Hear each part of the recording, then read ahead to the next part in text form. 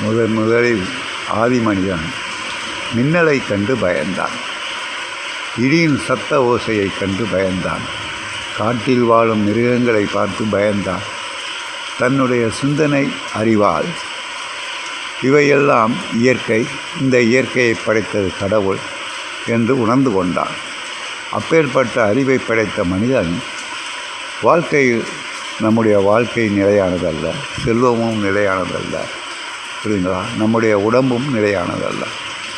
இதை புரிந்து கொள்ள மறந்துவிட்டான்.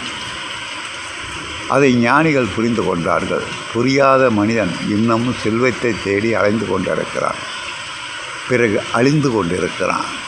இந்த வாழ்க்கையில் செல்வம் நிலையானதல்ல, உடம்பும் நிலையானதல்ல, புரியுதுங்களா? பிறகு இதற்காக அலைகிறான் மனிதன். இதை மட்டும் புரிந்து கொண்டான், ஆனால் வாழ்க்கையை வென்று விடுவான்.